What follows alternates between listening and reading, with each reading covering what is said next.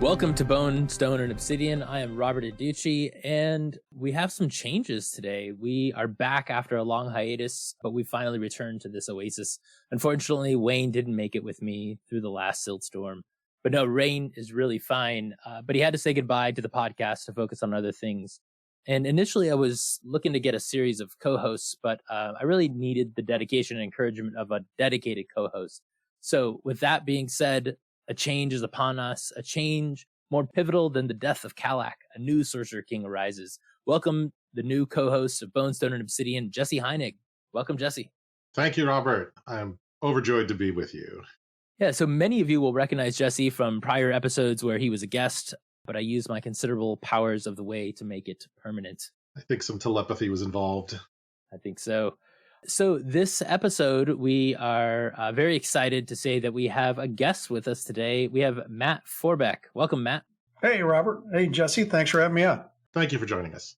Yes, thank you for joining us. So we are going to talk with Matt about his product, his Dark Sun product, Mind Lords of the Last Sea. But Matt, before we get to that, why don't you tell us a bit of how you got into the industry, what you've been doing, and kind of your recent projects? Okay, well, that's a lot of stuff to cover, but we'll give it a shot. So how did I get into the industry? I started out as a kid playing Dungeons and Dragons. I grew up in southern Wisconsin, and I could often tell people if I'd grown up in L.A., I'd have gotten into film. If I'd grown up in New York City, I would have gotten into traditional publishing. If I'd grown up on the streets of Chicago, I'd have gotten into all sorts of other trouble. But I grew up in southern Wisconsin, and because of that meant I got into Dungeons and Dragons, right? Because TSR Hobbies, which published Dungeons & Dragons, was literally a 40-minute drive up from my house. So I got to go to a lot of different gaming conventions when I was a kid. And I also ended up, when I was about 16 years old, I was playtesting games for Pacesetter Games in Delavan, Wisconsin, which is created by a whole bunch of ex-TSR designers, including one of the creators of Dark Sun, which was Troy Denning, actually. So that's one of the ways I got to know Troy, through Gen Con before that. And we had a great time playtesting games in the evening like that, like Chill and Wabbit's Rampage, Wabbit's Revenge. There was a game they had called Sandman that was a puzzle game that if you figured out who you were playing in the game, which was a mystery because your memories erased in between, then you would get $10,000. And it's apparently sealed away in a safe someplace still to this very day. Although I get to play one of the second edition, not edition really, but they had a second box set that was going to come out, and I got to play test that, and it never actually came out. So theoretically, I have more knowledge about this, but that was 30 some years ago. So all that knowledge has been drained out my ears at this point. So yeah, I ended up, I had my own booth at Gen Con when I was 17 years old. I had a little mini magazine, a zine we'd call it nowadays, called the Quill and Scroll, that I think we went for a whole 2 issues. And it was a general gaming magazine, covered all sorts of stuff. I ended up interviewing the guy who was behind Bothered About Dungeons and Dragons, and interviewing Jim Ward over at TSR and all this kind of stuff. I lost all the money I put into it, right, which was like $1,000 in my college fund at the time. Oh, wow. Yeah, but it was still the best tuition money I ever spent, right? Just ended up being, I learned more doing that and made more contacts doing that than anything else I ever did in my life. Mm-hmm. After I got out of college, I ended up going to work for Games Workshop for about 6 months on a student work visa. And while I was there, I worked on a whole bunch of different things, Warhammer 40,000, a couple issues of White Dwarf. I also was the editor and developer for Deathwing and Gene Stealer, which were the only 2 supplements for first edition Space Hulk, which were just fantastic fun. I really enjoyed working on that with those guys. And I made some of my best friends of life there. I lived in Nottingham for just the 6 months, but knew a lot of those guys. Still to this day, we keep up with each other. And then they offered me a full-time job at the end of that, but I decided I wanted to come back and be with my girlfriend at the time rather than rot away in merry old England forever. I'd probably still be working at Games Workshop otherwise. And so I came back to be with her, and that worked out really well because she is now my wife of 28 years and the mother of our 5 children. So pretty happy with how that came out. Yeah, but as well as it possibly could. Yeah, exactly. Right. That's the idea, right? That's the dream. So after I got out of there, I ended up freelancing for a while. I ended up doing a bunch of stuff for TSR, including writing for Dark Sun, because it was a couple of my friends, Troy Denning and Tim Brown, who were the creators of it, who I'd known for many years and doing freelancing at conventions and such. And then I ended up starting a company called Pinnacle Entertainment Group with Shane Hensley, and we did a game called Deadlands and Brave New World and bunches of other stuff. I left that company around 1999, I guess, 2000, when we started having kids. My eldest Marty was born in 1998, actually, so I guess 99 is when we left. And we came back to Wisconsin, and I started freelancing again. I've been doing that ever since. So I've done video game writing and toy development and novels, and I wrote a couple editions of the Marvel Encyclopedia. So, nonfiction books about fictional things, and whatever else could put food on the table and I could have fun doing. Nice. That is quite an expansive resume. And so one of your latest big game projects is Shotguns and Sorcery, which was in a bit of development turnaround for several years, but is finally seeing the light of day. You want to plug that a little bit? I do. That's one of my favorite properties. I ended up starting out trying to develop that as an idea for third edition Dungeons and Dragons, actually for the Wizards of the Coast World Search that was won by my friend Keith Baker for Eberron, which I got to write a trilogy of Eberron novels for about the same time Keith was writing his. So his book came out first, but I finished first. So I'm not even sure how you want to say that. But anyhow, we were writing at the same time. And I had originally sold the game for the idea, the setting, as a third edition Dungeons & Dragons setting to Mongoose Publishing. But then my wife became pregnant with quadruplets, which kind of threw a wrench into all my plans for that year. And I turned to the guys at Mongoose. I said, look, guys, this isn't going to happen. They're like, yeah, we understand. So that just kind of faded away until many years later, Robin Laws asked me for a short story. I thought, I've been having this thing sit around the back of my head for about 10 years. I should probably do something with it. So I wrote a story for that, and I wrote a story for Steve Sullivan for the Origins Writers Anthology, Origins Game Fair, which is a big convention that's the second largest in the country behind Gen Con, of course. And then I did a Kickstarter for this thing called 12 for 12 back in 2012, where I tried to write a dozen novels, each of about 50,000 words. And I broke them into 4 different trilogies. The second of which was Brave New World. It was based upon the role-playing game I had done, this dystopian superheroes game, which I've now got the rights back to and want to do more with. But again, There's just too many projects in the pipeline to quite get to it. But the second one was Shotguns and Sorcery, and it did very well. And eventually an artist and I got together on it. He was going to be helping out with an enhanced ebook edition of the novels that fell through. So, but he was determined, and he kept picking at me. He's like, I want to do something with you. I'm like, okay, And after about 3 years of him picking at me, I said, you know what? Yeah, I'm never going to get around to publishing the role-playing game myself. So if you really want to do it, go for it. I'll write it. And we'll get Rob Schwalb to do the rules, and we'll license the system, the Cypher system from Monty Cook Games, and it'll be a big hit, right? And so, come on, Spanky and Darla, we're going to put on a show in the barn, right? I'm making Little Rascal references, dating myself terribly. That's even before my time, right? But we got it going. And then Jeremy had some issues in his life where he couldn't quite devote as much time as he wanted to. So the game kind of got shelved for a bit. Finally, he ended up shipping it to backers in 2019. And then the rights reverted to me after that. I said, look, let's finish this off. I'll handle the writing and stuff for the rest of this, and you'll handle the artwork, and then I'll publish it, right? So I started publishing the game myself in July of this year, and we had a few projects in the pipeline. There, some of which are being written by my son, Marty, who was the one who was the reason we came back to Wisconsin for so many years ago. So he just graduated college from the University of Wisconsin, and he's looking for something to do. And, hey, in a pandemic, you're not supposed to leave the house, and it's hard to find a job because there's 20% unemployment, 30% unemployment. Freelancing suddenly looks like a much better idea. So it's, yeah, definitely keeps you busy. Even if he has to work for his dad, how sad is that? So you have obviously had a very long and storied career, and we're here to talk about Dark Sun. So let's get into that. So Jesse, why don't you give us a quick summary of what Mind Lords of the Last Sea is? Mind Lords of the Last Sea was released in 1996 as part of the revised Dark Sun setting lineup. When Dark Sun had been shaken up a little bit by TSR to revitalize the line, it develops an area that's far from the rest of the tablelands in the Tyr region, a place called Marnita, the Last Sea of Athas. And it has information about the inhabitants of that region who live in a dystopian idyll that's controlled by disembodied brains, with little towns huddled around a saltwater sea, isolated from the outside world by rigorous policing and psionic powers. And it has the settlement of the last of the lizard folk living on Athas, who were thought to have been exterminated by Celtis, who later became Aronis, of course, but were secretly preserved there by the Mind Lords. It's a classic. It is. So Matt, like, how did you said you were friends with Troy and Tim Brown. How did you come to this project?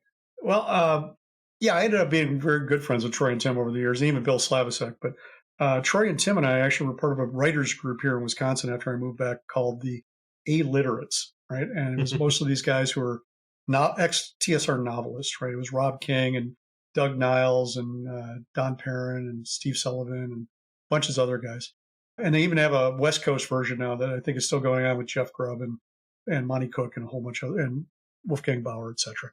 But at the time, I think it was just that I was working on this stuff, and Bruce Hurd, who was the guy who handed out assignments, said, "Hey, I think it's your turn," right? And he knew I knew Darkside, he knew I was a fan of it, so that was a very hard sell for me on that one.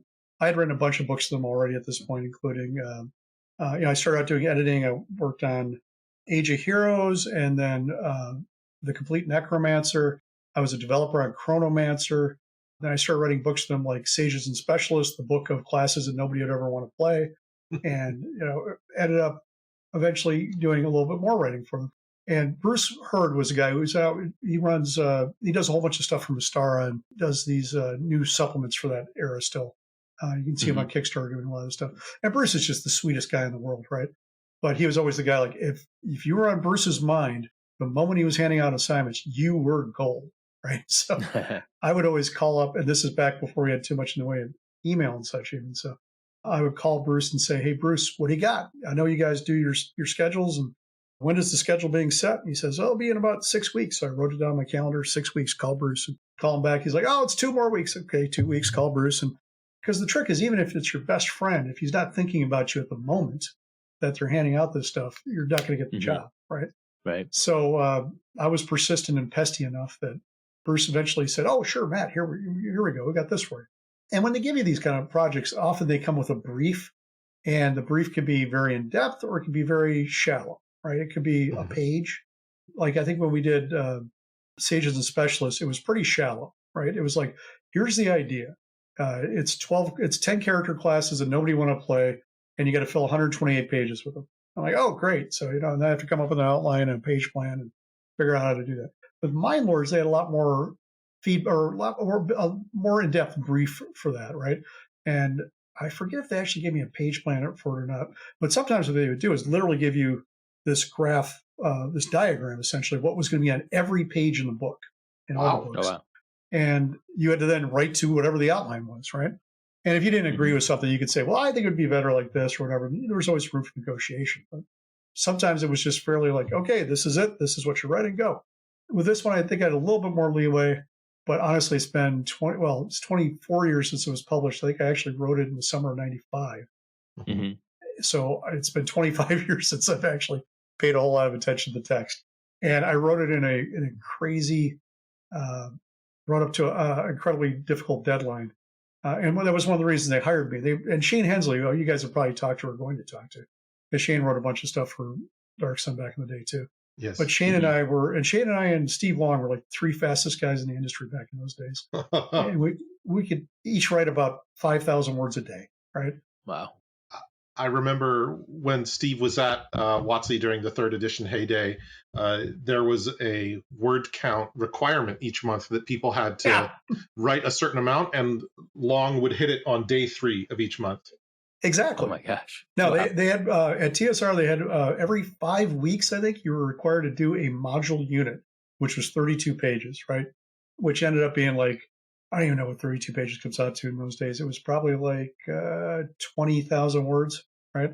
If it's 750 words a page, that's 24,000 words. Yeah, exactly. So 24,000 words. So, Shane and I could knock it out in a week, right? And Steve probably could do it in 3 or 3 days. And we'd look at the guys at the guys at the company with like, what do you do with the rest of your month, right? But that was good for us because it meant that they knew they could call on us and say, okay, this is under a bit of a pressure deadline pressure, but we know that you can actually handle this. So, but of course, I remember writing this one. we had actually set up a family vacation up at my wife's family's cabin up in northern Michigan, which, as I recall, in those days, didn't even have electricity, much less. They didn't have electricity, didn't have running water, didn't have internet, none of that stuff, right? So I would actually literally take my Power Book, which is an old MacBook, essentially, walk over to our friend's cabin, plug in my Power Book overnight, and then take it from them the next morning, go right in a corner in a tent someplace, right? That's awesome. And then just type until my battery ran out, and then I go screw around for the rest of the day. And then having to turn it in at the end of it, just like, okay, I'm going to do this. My wife actually remembers helping me out with the project because back then they actually would send me, these big map. There's a big map in the game, right? Yes. But, they don't trust the writers to be cartographers because they're not stupid. And so they, instead of relying on me to sketch something out in the back of a beer wrapper or something, or they send you actually a large hex map with hexes on it. Large blank map. And you have to actually go in and fill in every goddamn hex on the entire map, right? So, and of course, it's Dark Sun, so there's a lot of it's just desert, right? So, so I went through it. I marked in all the outlines for everything, and then my wife went in and filled in everything else, so we could get it That's done. Awesome. And some of the names of the cities in Mine Lords were actually named after the people we borrowed electricity from. Amazing. That's great. So, and then I got it turned in as soon as I got back because it was like, go do this, go on vacation, come back, turn it in, then go to Gen Con. I'm like, I can't go to Gen Con and see these people and be late. I need to have it done. So there were some long days there, but I managed to finish it up. Yeah. Right up to the ragged edge. It was fun though. I mean, I had a great time with it, but it's almost like cramming for a test. Once you're done, you're like, okay, it's done. And you're like, okay, that just slips out of my mind now. Right. So, like, literally, Jesse wrote me about this. He's like, hey, we interested in this? I'm like, yeah, I think I remember writing that. I got a PDF of it. I'm going through. I'm like, yeah, I did write this. Holy shit. Yeah. So I don't have notes from this, though. Maybe if I go out in my garage and find the file. They used to send everything in paper with contracts and everything else. Right. So I might have a file on this someplace where they actually describe everything and have the original maps and all that kind of stuff. Oh, that would be a wonderful piece of history. Yeah, but I'm not sure anymore. I think I probably sent the original map off to them in a FedEx envelope and a prayer. Because it wasn't the kind of thing I could photocopy and hope that they didn't lose anything. But yeah, I think as I recall, they used to do these page plans and we had to have it all filled out. And if you didn't have one, you had to actually do the outline for them. Then the outline had to be approved. And then you were kind of off to the races, right? And, it sounds kind of like, oh God, you had to write this. You had to write down on every page what you're going to write. Sure. But it still gives you a ton of freedom, actually, as far as what you're actually doing when you do the writing. So I remember, it was being told about the three brains in a jar. I'm like, okay, brains in a jar. Sounds like fun. Let's go with that. There's the bits with the Druids and such. A lot of the stuff I was just making up off the top of my head for as much fun as I could possibly cram into this, while still hitting a lot of my own philosophical bits, like, dystopian horror that's underlying everything, and windsurfing Druids, which I just thought was a lot of fun, and which Jesse has also pointed out fits in very well with the setting, no matter what other people say about it. Well, so let's talk about that, like inspiration for writing the setting. Jesse's put some great notes. It looks like there's like stuff from Stepford Wives, where looks like people living in a utopia that actually controls them. Right. And you've got some Star Trek episodes, several of them it looks like. Different movies that have psychic beings going back in time to change the past to ensure survival in the future. 1984, The Prisoner. So a bunch of stuff. Like, are those some of the things that you were thinking about, or like what were some of your inspiration? Yeah, I think probably all of those, but I'm not sure anymore. I guarantee The Prisoner was, because there's a bit of short fiction in it where one of the characters ends it with "be seeing you," and it's one of the mine. There you go. That was definitely in there then. Yeah, I was a fan of The Prisoner. I actually didn't really get into it until Steve Jackson Games came out with The Prisoner source book for GURPS way back when. Actually, to go really date myself. But yeah, I ended up getting into the show and the whole "be seeing you" thing. So, and I was always a fan of like tossing in little in jokes that nobody but me would probably get, or somebody who'd been creeping around inside my head, which apparently Jesse's been doing. Yeah, exactly. So I'm sure a lot of that was in there. I mean, I was a big fan of dystopian literature. I took a dystopian literature class in college, and to me, a lot of that stuff speaks strongly to the way we should be thinking about how we govern ourselves and what's important to people, and how you should be careful about who you hand your power over to, things like that, which probably is why I'm a freelancer still to this day as opposed to working for anybody else. Those have always been really strong themes in Dark Sun, the idea that, power is dangerous and it can be misused, and you have to beware of autocracy and people who will do terrible things with it. And conversely, that individuals have power too, and that they have to use that power to make their world better in any way they can. Exactly. And that's something that Tim and Troy and I all shared as a philosophy, I think, right? We had a lot of chances to talk that over beers over the years. And the Illiterates was supposedly a writers group, but it was really a beer and burgers group every month. So these two are the same thing. I don't understand. Yeah, I know. Exactly. These are synonymous, right? So, but yeah, it was a lot of that stuff was in there. It was, like I said, I was a fan of dystopian literature. I've been politically active since I was a kid. My mother used to drag me around. She was politically active since she was in college. So she would literally drag me and my younger siblings around in a wagon and have us go stuff political literature into people's doors when I was like 5 years old, right? So, and I'm still doing stuff like that. I'm actually volunteering with the Democratic Party. I just did some training so I could do voter protection hotline stuff this week. So being involved in democracy.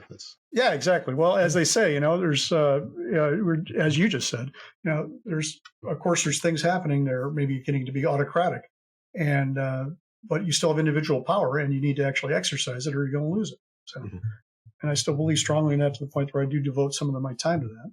I take off election day every year so I can go help out with working at the polls and making sure people can get out to vote and all that kind of stuff. So that's all very meritorious, whichever side of the aisle someone may land on. Right. I'm not trying to. I will tell you who to vote for. Right. I'm not shy of that. But also, I also think that more people voting and doing so in an informed way ends up being better for everybody. Right. So. Right. In that sense, that's my Captain America speech coming out of me there. Sure. we need to take responsibility for using our voice in society, or someone else is going to use it for us. Exactly. Right. Sure. Yeah, you'll just get co-opted, right? So, that certainly comes out in Mind Lords of the Last Sea, I think, where you're as players, you're these people who you have power, you have the ability to change things, you have the ability to do things. And if you don't, things will get worse, right? So it's really up to you to make a difference in life, which I think is a great thing for any adventurer to do. It's maybe a little bit deeper philosophically than, kick down the door, kill the orcs, and take the treasure, but, it's still an adventure in a way. So. Yeah. Yeah, so one of the cool things about Mind Lords is you have this sort of love triangle power trinity of the rulers and the protectors of Marnita. So they are named Barani, Kosvaret, and Thesic. What was kind of the inspiration for sort of having that love triangle in the game, or was that something that they had already that they handed you? I don't remember. Oh no! but I will tell you that I think one of the reasons you have a triumvirate like that is that a group of three is always inherently unstable, right? Mm-hmm. As a game designer, you understand this. Designing a 3-player game is probably one of the hardest things to do, and that's often when you're trying to design a game. 2-player is easy, 4-player is easy, 3-player is a bitch, right? It's just terrible to design for, because what inevitably happens is 2 players form an alliance. Right. Even if one player becomes more powerful, than the 2 players form an alliance to go against them. And in any kind of trinity like that, if there's anything but the purest intentions, things tend to fall apart. Right. Mm-hmm. And I think that worked out with these guys as well. It's just you can see that cracks will form between them because of this. Right. Mm-hmm. And of course, all of them are unstable in different ways. And Exactly. Thesic, who's arguably the most stable of them, is decidedly not a good person. And they've been doing this for 9,000 years. So it sort of is, I guess these are the cracks in the wall that a player can widen in order to exploit these breaks if they're going to try and make a run at the Mind Lords. Yeah. I'm just actually flipping for the PDF right now. One of the things that I just flashed by me is happiness is mandatory, right? And I can tell you, I swiped that directly from Paranoia. Yep. Yeah, right. Just the idea, right? So the idea of the benevolent computer that is not so benevolent looking over you. So. Right. Because Mind Lords, that's the whole dystopia, is from the outside, this looks like the most idyllic place left on Athas. There's an actual saltwater sea, a tiny ocean, and little self-sufficient villages, and people who seem to be happy. Everyone's happy all the time. But once you start scratching the surface, you realize that it's because They are required to be happy or they're going to be harmonized. Exactly. Exactly. Which that's something I think we all feel. It's essentially peer pressure in a very real way. If you're not rah for the team, then you must be against the team, which means that boom, you're in trouble. It's certainly at the forefront of people's minds in the era of social media as well, where we're presenting a facade on Facebook or Twitter or whatever, because people don't want to hear bad things. They don't want to hear things that bring them down. And so a lot of people are invested in creating their face, their persona for the internet, as opposed to who their real life is. Yeah, ironically, we'll end up making happiness mandatory on our own, even without it being mandated from above, which is kind of ironic, but there you go. I'll be miserable from now on. I'll be openly miserable. I'll buck that trend. So Jesse, you had mentioned that that the sea there is a saltwater sea, which is not really something we had seen on Dark Sun before on Athas, because the seas have been turned to silt, and so nobody really thought that there were going to be oceans or saltwater seas or anything. So Matt, why did you decide to make Marnita a saltwater sea instead of freshwater? Like, was that even a thought, or you just kind of did it? No, I'm not sure, to be honest with you. I think that probably came down from above, but I think the reason was, as you said, I mean, the silt is there, and we mix water in with this stuff, it's going to tend to be salty. And, I grew up around the Great Lakes here, so I'm a big fan of freshwater oceans, essentially. But I'm not exactly sure why we decided to make it a saltwater, although I think it has that feel of the Great Salt Lake around it, Salt Lake City, and maybe a little bit of Mormonism tossed in as well. It definitely feels like an inland sea as a result. Yeah, exactly. Well, of course, because, the planet's pretty much dry except for that one spot. So it's kind of the opposite. Yeah, and it does give players who see it the first time, or characters in Dark Sun who see it for the first time, that whole water, and not a drop to drink. Exactly. Right. Yeah. That's the greatest bit. It's like you're just cheated. You're like, oh my God, I'm going to go and drink my fill for the... God, I'm sick. Sorry about that, kiddos. What are you going to do? And they probably, they probably don't know about salt water, right? They're just, it looks like water. Yeah, it tastes great. For sure. Yeah. Hey, it's even salty. How wonderful. Yeah, for sure. Right up until they start vomiting. It's going to be great. So do you remember much about like the law keepers? So in the PDF, in the book, it talks about how they're kind of overseen by this kind of corrupt force of thought police who basically track down deviants and harmonize them, either terminating them or mind wiping them and then changing their personalities. What can you tell us about them? Well, I mean, that I think was, again, probably inspired a bit by The Prisoner and by dystopian literature in general in 1984, where, everybody has to be on the same page and you're saying the same things. And if not, you're not mind wiped, but you end up with double speak and you actually reprogram your mind, essentially, to make these things happen. So I think that was probably a lot of it, just making sure that it felt like something.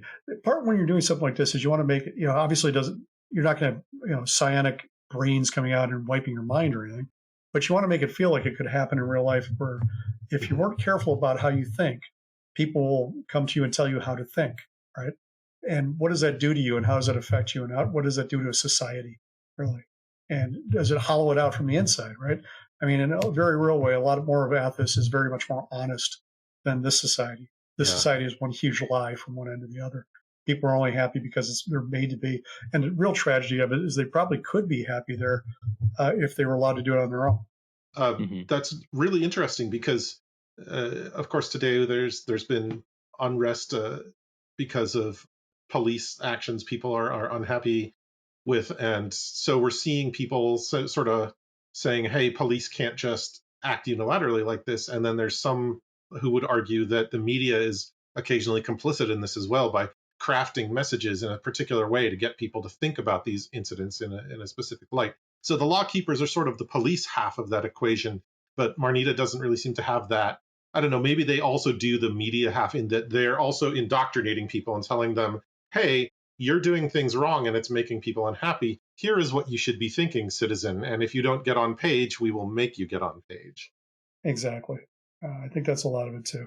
And, it's an argument, really. What's better? Obviously, they have a society that's happy. It's not at war, right? It's perfectly easy to live in, but what kind of life is it, really, is the question.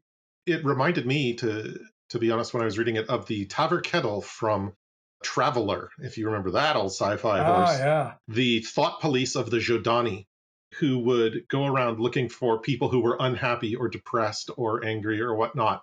And then they would take them off to indoctrination. But in Jodani society, this was seen as a positive good because people were happy that there's someone out there who cares. There's someone who's looking out for me and is going to make things better if I ever feel bad. Right. Or maybe you've just been trained to think that. Yeah, exactly. So it's like you've been so deeply indoctrinated in this society that you don't realize that they have completely taken away your ability to think for yourself. Exactly. And it gets very tricky very quickly, right? I think it's something it's always good to ponder and to be suspicious about no matter where you are and what you're doing. Mm-hmm. Not that I'm usually that suspicious in reality. That kind of got me thinking of, I was listening to the Manifest Zone podcast, which is Keith Baker's, some other co-hosts, Eberron podcast, and they were talking about the Kalashtar, and those are races there that they have a spirit in them, and those spirits are trying to escape from the Dreaming Dark, and the Dreaming Dark, the people that live there and the quarry that are part of them and everything, like they are just like constantly, or I guess they were talking about Raedra, but the Kalashtar that live there were kind of constantly, like they don't have their own dreams. They're just sort of fed this basically state-sponsored, media. Mm-hmm. And that kind of got me thinking about this, of like perhaps, maybe the Mind Lords kind of do something like that to, just kind of put information out there for everyone to consume, so that everyone's getting the same information. It seems like something they would do. Yeah, definitely. Yeah. And honestly, part of this was, one of the neat things about writing Mind Lords is it wasn't so much the traditional fantasy, the swords and sandal fantasy, right. that Darkson had been built in. This is more like doing science fiction inside of that, right? Yeah. And that really was kind of a fun area to explore as well. Trying to come up with these wacky ideas and see how they would fit into that classic Athas kind of feeling. It definitely has sort of a heavy metal vibe, like the magazine. Yeah. The idea that it's got this classic sword and sandal that also carries the idea of this is a futuristic dystopia where a world was destroyed, which of course is what happened in Athas. And now there are these tiny remnants of ancient knowledge from the lost eras that are still surviving. And Marnita is a pocket of that lost era that has survived. Yeah, exactly. So let's kind of move on. We briefly talked about the surfer druids. Let's kind of get into that. So one of the things that people, think about when they think about Mind Lords of the Last Sea is the surfer druids, because it felt so jarring. And, you look at some of the art, there's like a picture of, I think 3 women like sunbathing. And then there's another one of like a lizard folk swimming with dolphins. And so all of this stuff, feels very sort of, out of place in Dark Sun. So, what was your idea of bringing those surfer druids in and how they fit into Athas? Well, I think part of it is that it should be jarring. Again, I mean, it's like doing science fiction in a fantasy setting, right? Mm-hmm. It should be something where the characters come there and go, holy cow, this is like a whole different world, right? Mm-hmm. I mean, if you did this in something like Star Wars, it would literally be a whole different world. You would go to a different world and find something, because they don't ever do the same climate in the same place. But or they ever do different climates in the same place. So, but I think it's, part of it was, I've spent enough time on beaches in my life and thought it was a lot of fun. And, I think the almost religious philosophy of the Druids, as far as trying to get in tune with nature, and what could be more in tune with nature than riding a wave, right? Or having it pull you along with the wind, adapting tools to make these kind of things happen, and to do it on an individual level like that. So, if you ever watch guys who do proper surfing and windsurfing, it's fantastic. It's kind of amazing. So, and I've done some of that before. I'm very bad at it, mind you. I can barely get up on a surfboard. I can do a little bit of windsurfing, but it's still always a lot of fun, right? And there's still that combination of the ocean and the last sea essentially. There's this combination of just love of it and deep terror of what can be underneath its surface at the same time. The squark. So, yeah, exactly. Right. I mean, I flipped a sailboat about a mile off of the Florida coast once, and every shark story you ever heard in your life comes right back to you. At that moment, right? But then you write it, and you're back on your feet, and you go. So the Druids are both representing sort of a primal, religious, ecstatic idea where they're riding this wave that's just carrying them wherever it will. And that could take them into danger or it could take them into freedom. And so in that Exactly. sense, that's a little rebellion showing an individual path in the middle of this dystopia and calling back to sort of Polynesian and Hawaiian roots of this being a religious way to achieve communion with the world around you. Yeah, I totally agree with that. One of the other college courses I could take, but when I wrote this, I wasn't that far out of college, so 5 years or whatever, and I had taken a course about medieval sources of modern culture because I was forced to as a prerequisite. But part of that was we ended up studying the desert fathers and mothers, who were these ascetic monks from way back in the early days who were out in the desert, and they basically would just live these very simple lives, almost on the edge of torturing themselves, to try to become as in tune with nature as they humanly could, right? In a sense of trying to get closer to God. I mean, the less that you had of civilization, people, and whatever around you, the closer you were to God. And I think that comes through in the Druids here as well. They're trying to get in touch with nature by returning to that primal source. And water obviously is a symbol of Mother Earth, and you don't get a whole lot of that in Athas. Right. So this is the best place possible to do this kind of thing. Actually get in touch with that. They're anchorites who have sort of rejected the society of Marnita and are showing, listen, you don't need the mind lords in order to survive. Exactly. They're going straight past the Pharisees to God himself, so to speak. Right. Amazing. Yeah, that's fantastic. I will admit that is, I think I was in high school when this came out, and so I didn't really connect with that aspect of it, but the way you're talking about it totally makes sense. I'm definitely gonna have to give this product another look for sure. Oh, to be honest with you, I thought they would have cut it. I was like, I wonder if they're going to let me get away with this. But if they cut that, they have to cut all of the new equipment and new proficiencies that go with it, and suddenly you're under like 12 pages. Exactly. And, what are you going to do then, guys? You're going to make me rewrite all that? Seems like a lot of work. You have to pay me more. Yeah. No, yeah, I thought it was hilarious. But sometimes when you're doing this stuff, especially when you're doing work for hire and you're just making up stuff for other people that you're never going to own, right? Yeah. Uh-huh. And when I do that, I try not to stick too much of my own original ideas. I try to riff off what's there already, right? Mm-hmm. But also part of it is trying to see where the boundaries are and what you're going to be allowed to get away with at any particular point. Are they going to say, no, this is crazy, you can't do that? I'm like, well, you signed off in the outline. So sounds like your problem, not mine. But, and it was just fun. I think that also when they read it, they probably gathered that idea of fun. This is something different. It's not just something like we've already seen a dozen times in Athas already. And it's a fine line. I think for some DMs, it's maybe not a good fit for what they're doing. But for other DMs, it can be inspiring. Yeah, I mean, again, it's really literally like a whole new setting in that sense, right? Yeah. It just doesn't fit in with the rest of Dark Sun at all in a lot of ways. It's meant to be this kind of sore thumb that sticks out on the side. And I think that's okay. I mean, one of the neat things about it, the Mind Lords, is you could totally ignore it if you want to, right? Mm-hmm. It's cut off. It's just this place in the middle of nowhere that if you want to not pay any attention to it, you're more than welcome to. But if you want to absorb it and you want to get into it, you can have a lot of fun with it. Yeah, you could run it as a campaign, or you could throw players into the deep end, both literally and figuratively, by taking characters from elsewhere in Athas and tossing them into the politics and psionics of Marnita and Saragar. Exactly. And it came out about the same time as Wind Riders of the Jagged Cliffs, which was another one of those sort of product isolates that involved the halflings of the Jagged Cliffs, who didn't really interact with outsiders, had their own culture and their own history. And both of them were sort of like, here's a 90-degree turn on Dark Sun that's still part of this sort of dystopian desert world, but has its own unique flavors and experiences. Exactly.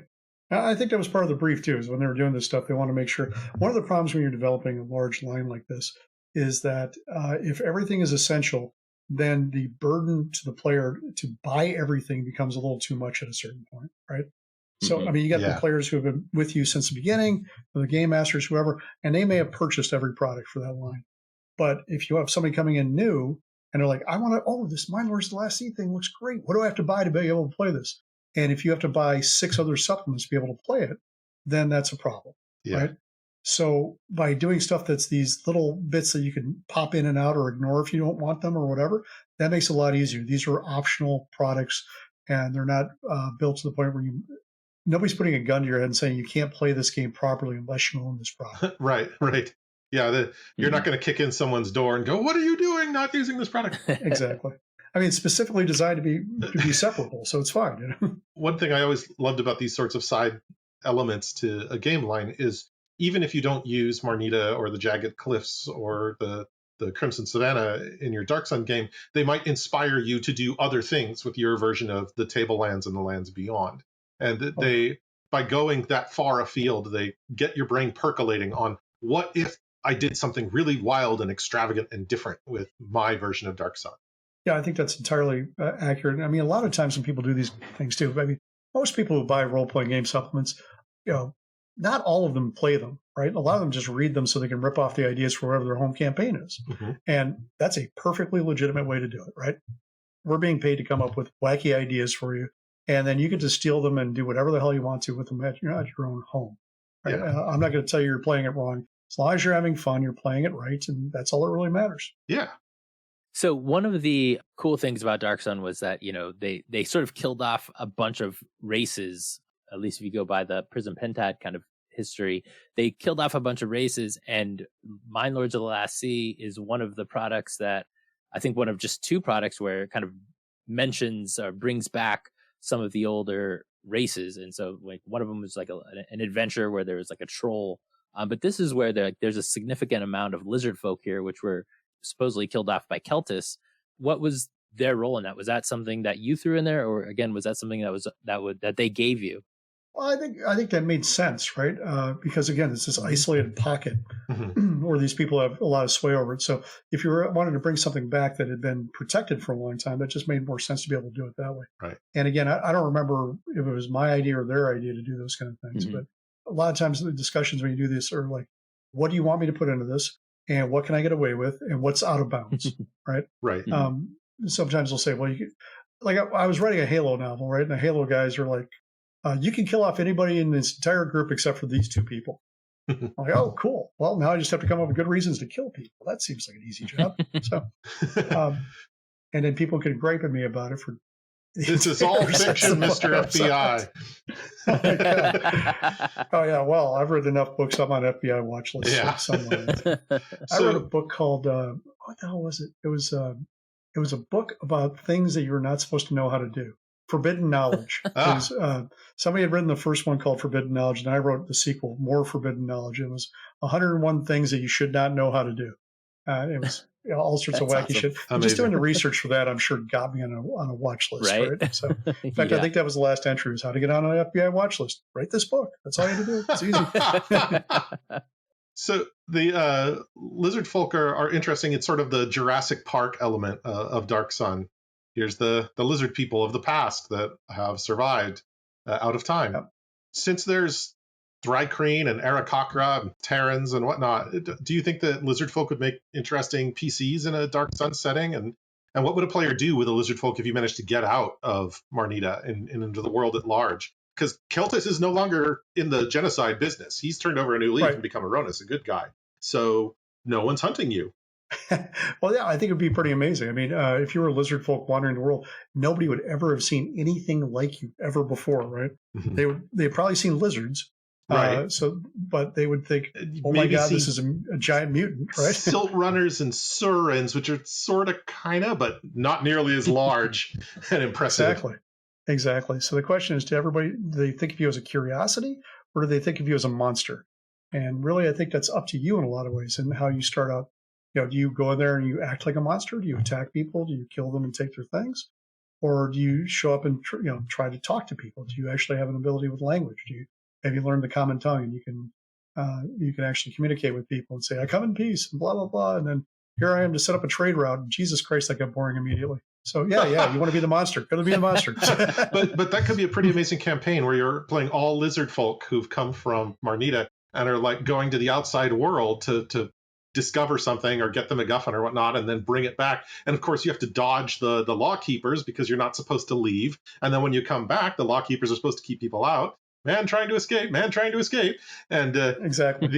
it could be like Fallout, where, the vault, your home that you've been living in for hundreds of years, protected from the outside world, there's something wrong, and you all get sent out to do something about it. And then you come back, but now you have all this knowledge of how things are in the outside world. And you're like, things are terrible out there, but things are terrible here in a different way. So what do we do? Exactly. And suddenly you have a perspective that nobody else has. And most people are probably not going to believe you. Yeah. Right. And that's going to be really the trick, is then how do you, A, convince them, or B, if you can't convince them, do the right thing anyway? Or do you give up? Right. You're heroes. You don't give up. So you got to do something. Right. But yeah, that would be fun. I mean, maybe you get banished at some point. It was like either you stick around and you get killed, or you have to leave. Right. And Yeah. Oh, we're sending him into the desert. He's going to die for sure. Right. Or they're going to die for sure. And no, well, what do you know? They survived. Yep. Strange things have happened. So, I think that'd be kind of fun, actually. Yeah, it's an interesting reversal, because for a lot of Dark Sun characters, you show up at Marnita and everything's different. But with the Lizard folk, you've started in Marnita, and as soon as you leave, everything's different. Yeah. Exactly. And honestly, for a traditional somebody who's done tons of other campaigns, doing that would seem, like Marnita wouldn't seem too different from some of the other things you've done. Right. It'd be more like your traditional fantasy than Athas is. And then going into Athas, you're like, oh, wow, look at this. Holy shit. What have we gotten ourselves into here? Yeah. It's pretty much a post-apocalyptic fantasy. So nice. And you're right. It's like they have a vault here. It's this pre-apocalyptic bubble that hasn't been broken yet. All for good fun. So let's move on to the adventure in the lands of the Last Sea. Jesse, what can you tell us about the adventure? Well, in the lands of the Last Sea, a lot of the adventures in the late 80s and early 90s were done as sort of geo-hopping, where they would say, oh, we've given you this book about a region of the Forgotten Realms, and here's an adventure that will take you across every nook and corner of it. And so in the lands of the Last Sea does that with Marnita, and it takes you from various villages to the underground to the Lonely Butte, where there's a giant tribe living. You cross paths with lawkeepers, the underground, the lizard folk, and the mind lords themselves. So it's sort of a whirlwind tour that you undertake when you stumble across one of the mind lords' deranged experiments, kind of like the old Star Trek episode Spock's Brain. Cosperate has been taking out people's brains, and he's making a giant brain pile that he's going to use for psionic amplification for one of his special projects. And eventually you confront him, and you might stop him or you might not. And in the end, things are sort of set right. A couple of people on the internet have opined, oh, well, at the end, everything gets set right, whether the PCs fail or not, so nothing changes. But that's not true, because the PCs have run into the Mind Lords, regardless of how it turns out. They now have seen behind the curtain, and the Mind Lords know who you are, too. Exactly. I mean, honestly, this is meant to be, as you say, it's basically a roadshow, right? Where you're going to go off and see the highlights of the area. And but it also is meant to be like the launching point for a campaign, right? So once you've done this, then you're prepared to go off and do your own thing in whichever direction you want to go. And I think if you manage to get through that original adventure and you have all the source material from the source book, you've got a wealth of material there to play with. I agree. That was the intention, at least. So. Yeah, and it throws you really in the thick of things. Like, you might be playing new characters who are 3rd level or whatever, and you run into Kosovaret, and he's a 29th level psionicist, I believe. So you've got a very long-term goal. You know that the Mind Lords are messed up and that they are dangerous and something must be done. But it's going to be many, many, many, many steps along that road of gaining levels before you are ready to confront them yourself. Exactly. If you ever will be, right? Right. And what happens if you do overthrow them? Yeah, it's going to be insanity, right? Yeah, that's a common theme in Dark Sun as well. Like the whole business with the sorcerer monarchs outside. If you knock over one of them, like they do in Tyr in the canonical histories, suddenly the dragon isn't getting the dragon's levy. Well, okay, well, now we have to fight off the dragon. All right, we fought off the dragon, so he didn't get to take the levy this year. Oh, well, that means that he can't cast the spell that keeps Rajat in prison. So now Rajat gets out. And it's just the dominoes start tumbling. So say you overthrow the Mind Lords. Now nobody's psionically protecting Marnita from the outside world, and nobody's keeping outsiders from getting out and insiders from getting out. And the whole house of cards is ready to go crumbling down. And then that raises great philosophical questions like, how far do we go to protect paradise? Do we become new Mind Lords in the process? Do we allow the people of Marnita to decide for themselves what the future of Marnita is going to be, even if that could put them in danger from outside influences like the dragon and the other sorcerer monarchs? Exactly. So every time you destroy something, you create a vacuum. right? And something's going to fill it. It has to either be you or something else. So Yeah. you can't just step back and say, okay, it's not my fault. You broke it, you bought it, as they say. So Right. it's going to be interesting for you either way. Mhm. So one of the cool things that I noticed in the adventure, flipped through it again, was that there are storm giants in it. And that's unusual because in Dark Sun, we've got like your plains giants and your beast-headed giants and kind of like your silt giants, although those are sort of the same. But like they're just, we don't really have like your fire giants. And normally, until this, we didn't have storm giants or anything. So how did they get included in this adventure? Yeah, I think it was because there's water, right? And it's the last sea. It makes sense that you might have something that was doing water. I mean, there are storms in Athas with the dust storms and everything else, right? But this is kind of a different thing to actually have, lightning and rain and things like that. So real weather it seemed patterns. Exactly. It seemed like storm giants would be the best fit for that, and a good excuse to bring them back, right? And also they're damn fun. Yeah. So I've always enjoyed storm giants. I think they're kind of fun. And also in the sense that they're, these are some of the most powerful creatures in the entire planet, but they're not running things. They just want to do their own thing in their own area. Right. Yeah, there's like 30 of them on the Lonely Butte. Yeah, it's like a tribe, really, right? Yeah. And they're pretty much left to themselves, and they don't go messing around with other people most of the time. Mm-hmm. So interesting to see, okay, is this a different philosophy? Could you live with them? Can you talk with them? Or are you going to fight them? Or what have you been pressed into here? Right.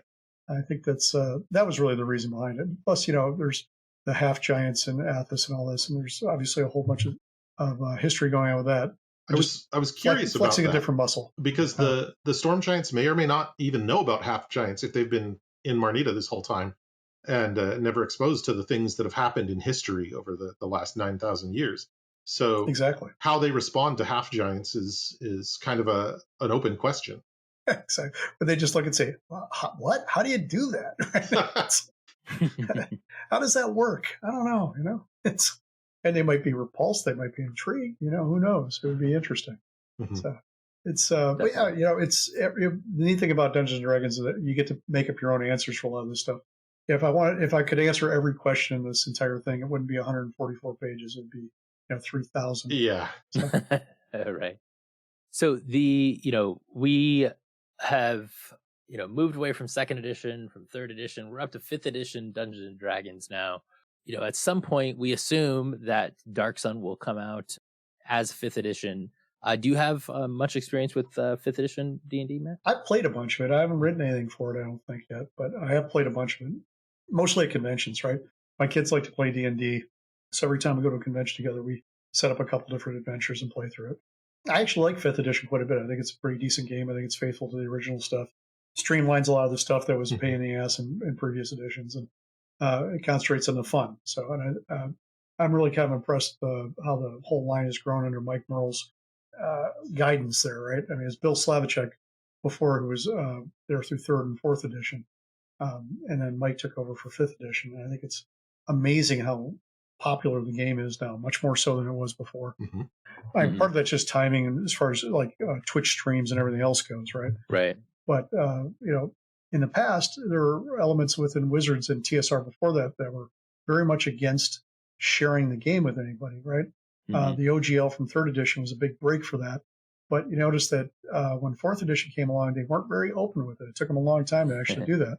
And fifth edition, they were still a little cautious with it. They didn't quite open it right away, but they did eventually, and it's now pretty wide open. People can do all sorts of different things for it.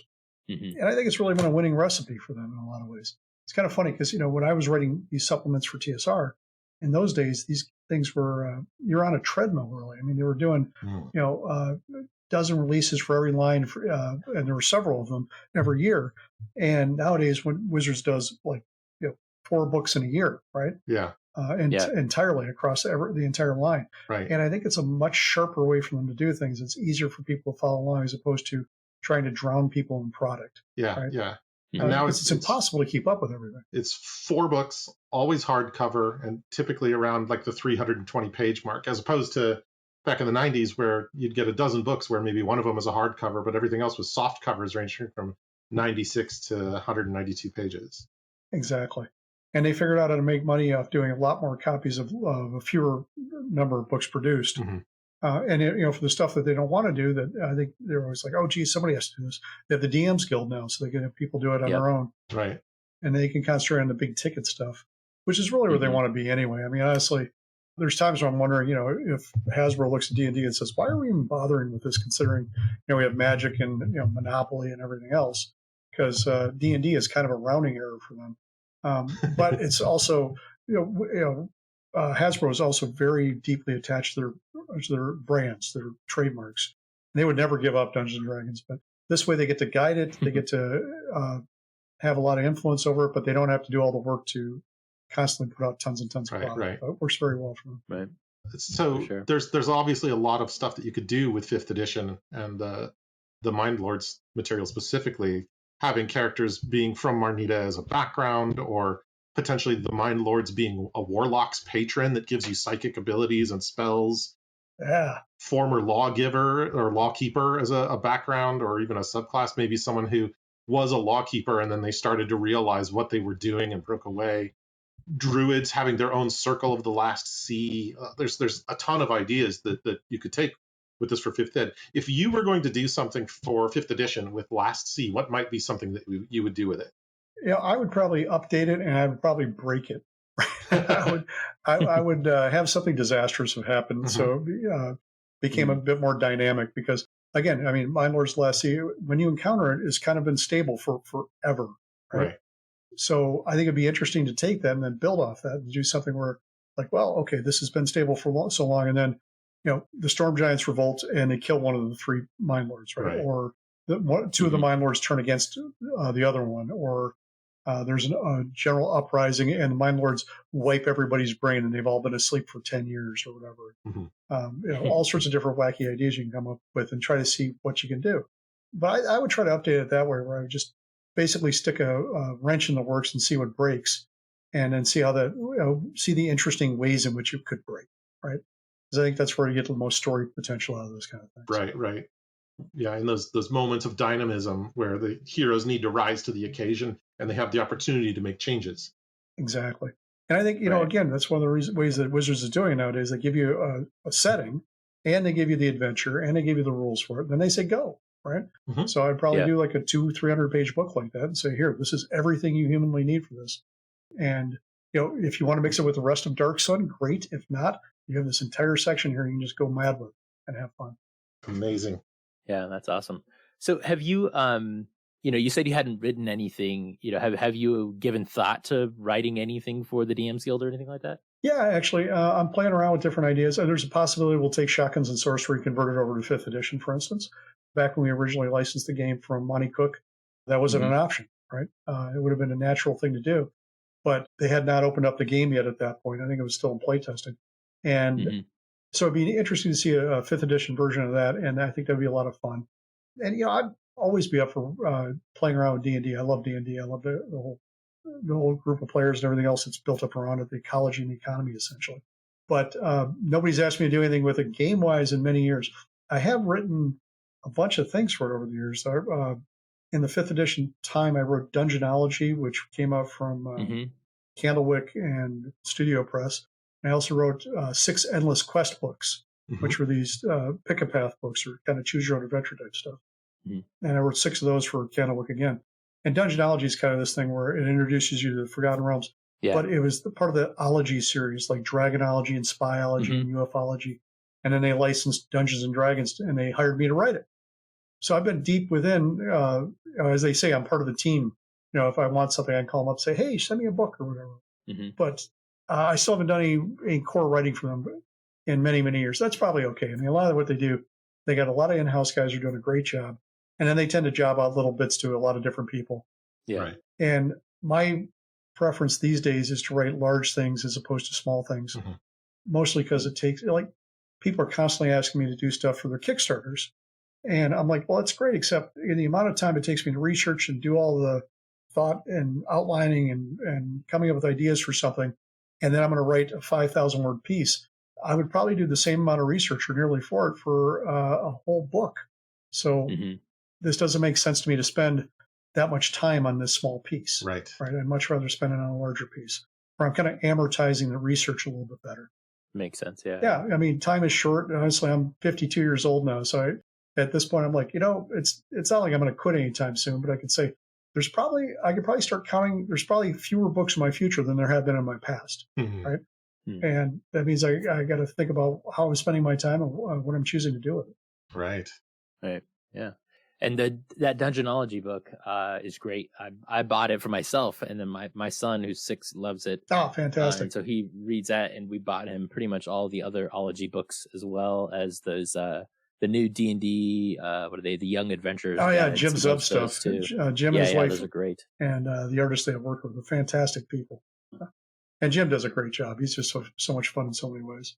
Yeah, I'm excited for my son to pick up reading a little bit more, so we can start doing those Endless Quest books too. Yeah, and that's something again that Wizards, they tried to do that themselves back in the old days, and nowadays they just don't do it all. Right? I actually created the Secret of the Spirit Keeper, the whole Knights of the Silver Dragon series that they did, which were these chapter books or middle grade books that came out back in like 2004 to 2006 or so, and we did 14 different books. I wrote 3 of them. They had young adult Dragonlance coming out at the same time.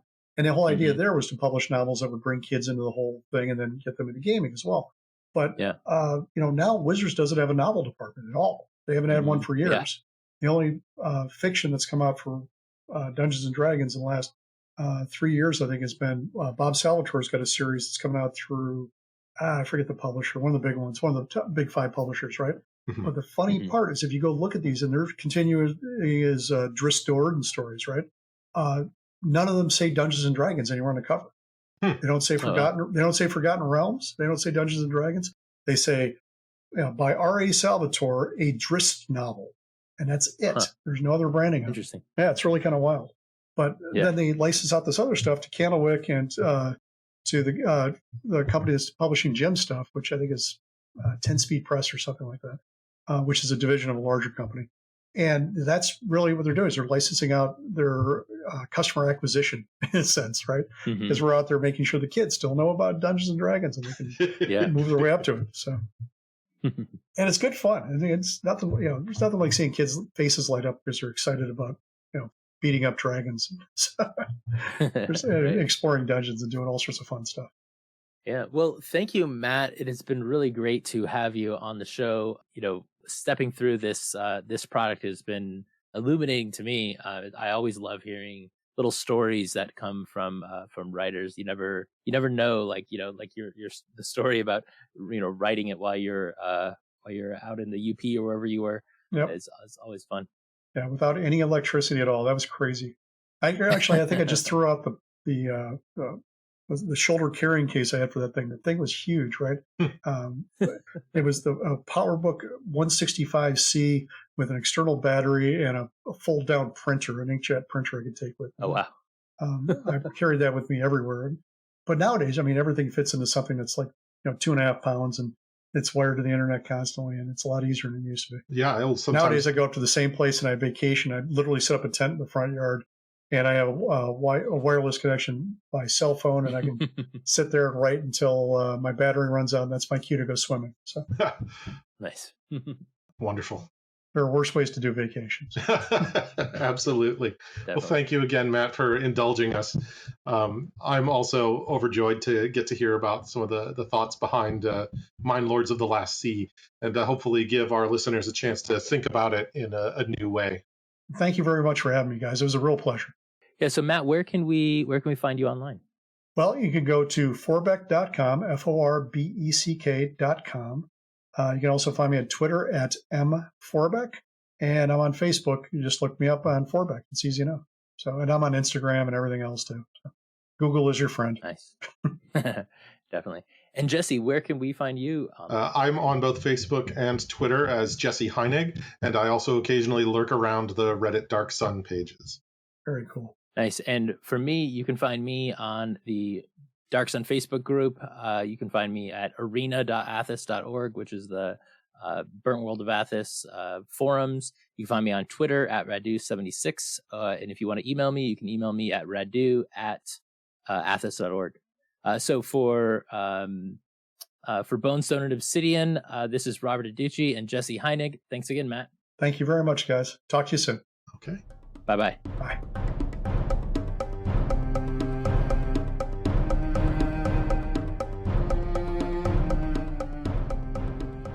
Stone and Obsidian is hosted by the Misdirected Mark Network, the media arm of Encoded Designs.